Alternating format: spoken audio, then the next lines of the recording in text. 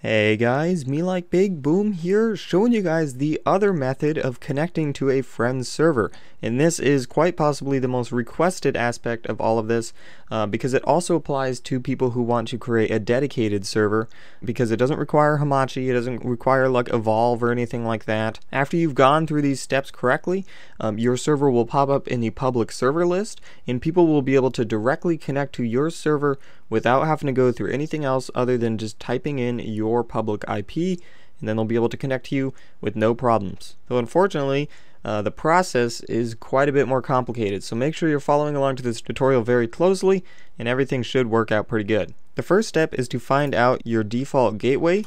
We're going to go into CMD as discussed in the video from earlier today. Just search for CMD in the search bar, run it as administrator, and type in ipconfig into the command prompt. Click enter, and we're going to be looking for the default gateway underneath not Hamachi but our local area connection, which looks like in this instance for me, it's probably going to be different for you, 10.0.0.1. So then you're going to remember that and then go into Google Chrome and type that in as the search bar. So 10.0.0.1, I've already gone here before, but you type that in and it will bring you to your router's menu. You're going to enter in the username and password. If you have not manually changed it, usually the username is admin and the password is password. But if your parents have changed it or if you've changed it, make sure to ask them what it was changed to and then enter in there and log into your router.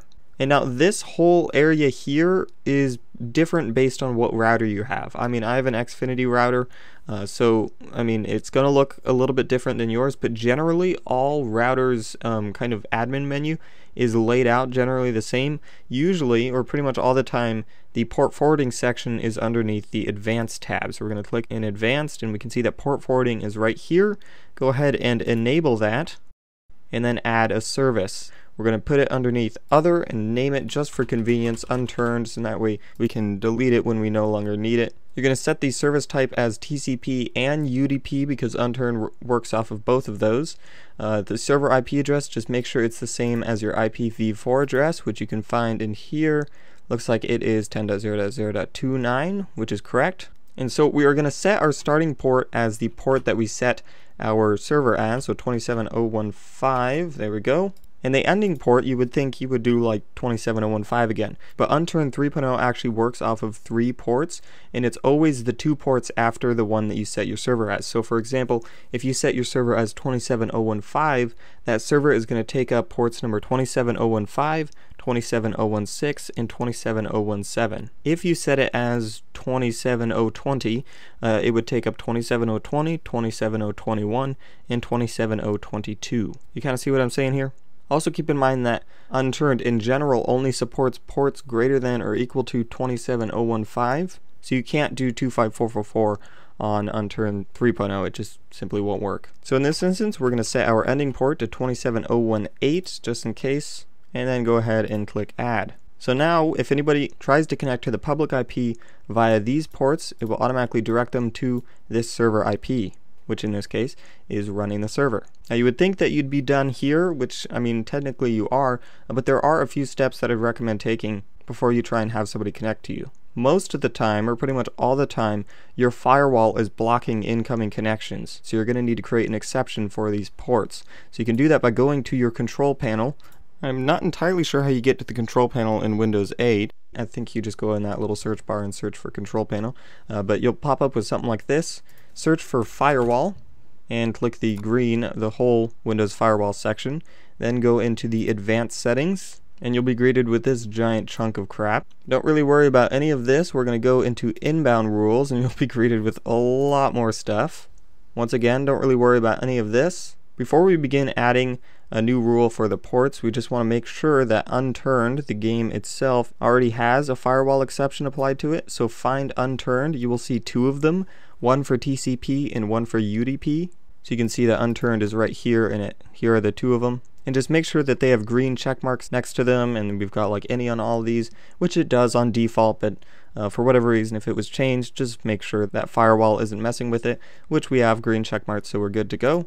Now we're going to click a new rule over here on the right, and we're going to select a port that we're going to create an exception for. So click port, go to next, and start entering in the ports that we forwarded from earlier. So 27015, 27016, 27017, 27018.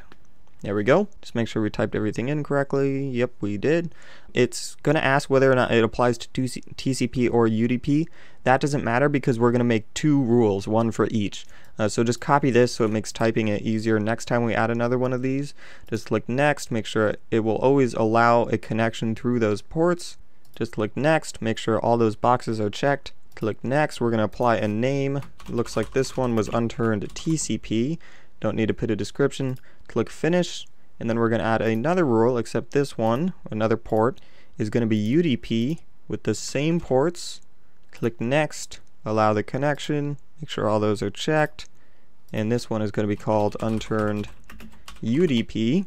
There we go, no description, and go ahead and click finish. Now you can sort it by name, and down in the U's for Unturned, you can now see that we have the two Unturned, and see that they have green check marks on them so that unturned.exe is able to communicate without any firewall restrictions.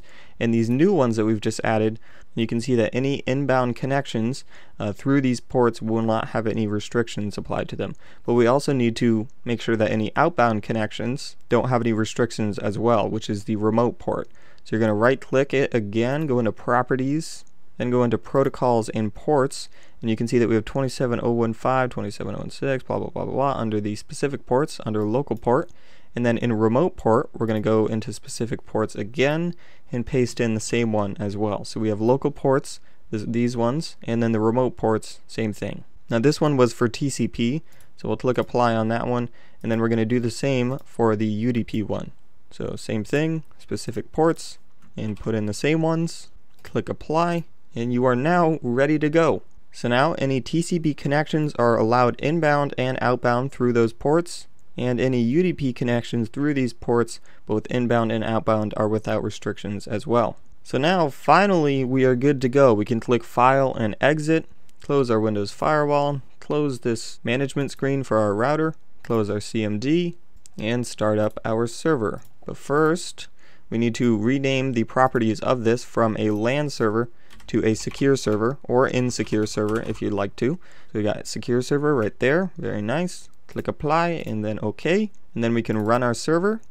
Everything looks pretty much the same, except this time somebody is able to connect to your server by only entering in your public IP. Now if you're wondering how you can get to your public IP, just go onto a website like ipchicken.com and it will display your public IP right there. I'm of course not going to show you mine, but that's what they would use in their IP slot to connect to your server. Now just as proof that this is actually working, I have Ben from Ben Does Games, and he is going to use my public IP, port, and password to connect to my server from all the way across the world. He is in Great Britain. So I'm just going to connect to my own server real quick. Click play, connect, localhost 27015 and password 123. Here we go, very nice. We can now see that Ben is in my server. He connected just fine using my public IP. I can even teleport to him. Benny! Benny! Hi! Hey, what the? Why? Well, anyway, I think that gets the point across. Now that is how you can connect to a friend server using the port forwarding method. This also applies to dedicated servers because you can just leave that server on forever and it will pop up in that public server list. Mine has a password on it, so that's why not a bunch of people are joining it. But anyway, that's how you do it. If you're having any sort of troubles, just make sure to comment that down below. I'll try to answer them to the best of my ability. In tomorrow's video, I'm going to cover all the different kinds of server commands that you can apply to your server to customize it to your liking. Other than that, that is all I have for now. Thank you guys so much for watching. Make sure to rate, comment, subscribe, and do all that gibberish because MeLikeBigBoom is out.